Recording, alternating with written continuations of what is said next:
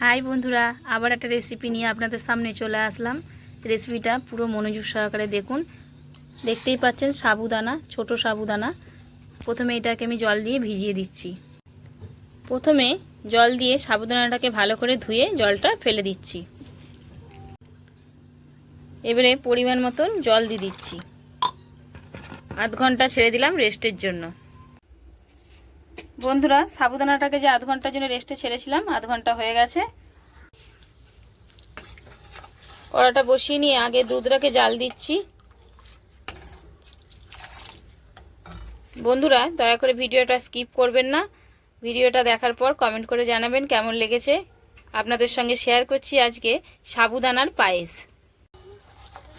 বন্ধুরা, দুধটা তো জাল দেওয়া হয়েছে। এবারে দুধটা থেকে 2 হাতা দুধ একটা বাটিতে তুলে নিচ্ছি।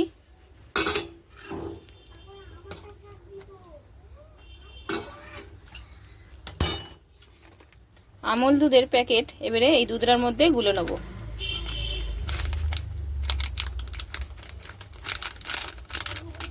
লিকুইড দুধ আর আমুল দুধ দুটো দিয়েই পায়েসটা তৈরি করব।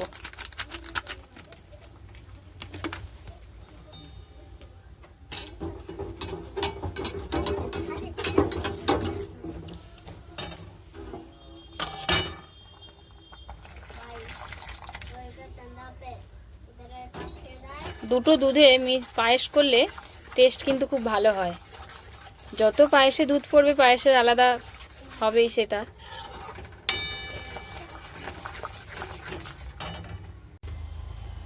এরপর সাবুদানাগুলো যে ভিজিয়েছিলাম দিয়ে দিচ্ছি দুধের মধ্যে।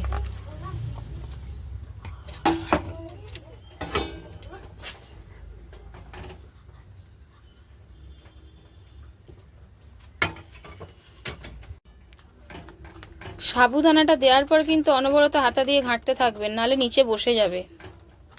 আর গ্যাসটা অবশ্যই মিডিয়াম ফ্লেভার করে দেবেন, বেশি জোরে দেবেন না।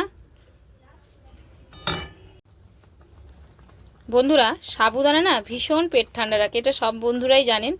এভাবে যে কোনো উপোসের দিন সাবুর পায়েস করে বানিয়ে খাবেন, ভীষণ ভালো লাগবে, পেটটাও ঠান্ডা থাকবে। আর বাচ্চাদেরও কিন্তু এরকম সাবুর পায়েস করে খাওয়াতে পারেন বন্ধুরা। সাবু গরমকালে ভীষণ পেট ঠান্ডা রাখে।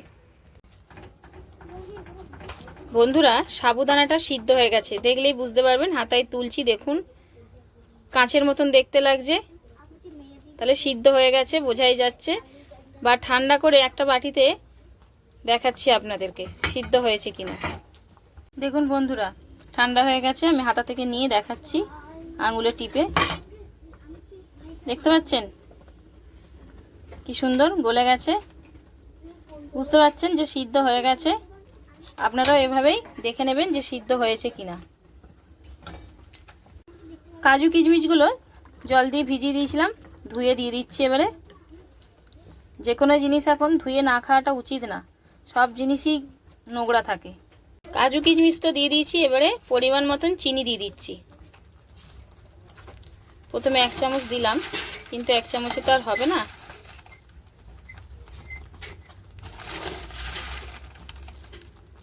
তিন চামচ চিনি দিলাম।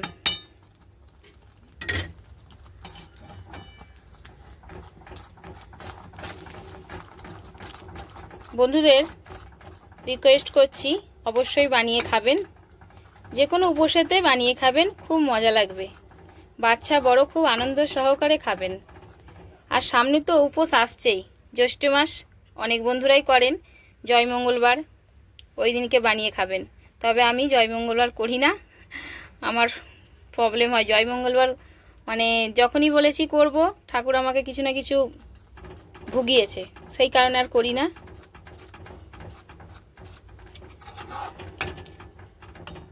পুরোপুরি কমপ্লিট হয়েছে, এবারে আমি অল্প করে ঘি দিয়ে দেবো। বন্ধুরা, সব শেষে 1/2 চামচ ঘি দিয়ে দিলাম।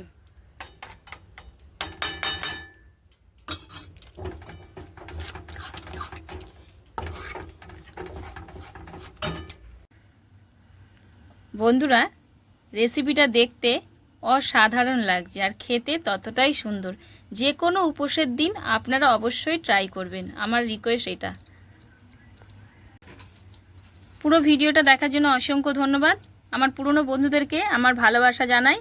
আর নতুন বন্ধুদের জন্য আমি অপেক্ষা করছি। আমার পাশে কবে আসবেন আপনারা? তাড়াতাড়ি আসুন। বাই। সুস্থ থাকবেন, সবল থাকবেন। পরের ব্লগে দেখা হবে।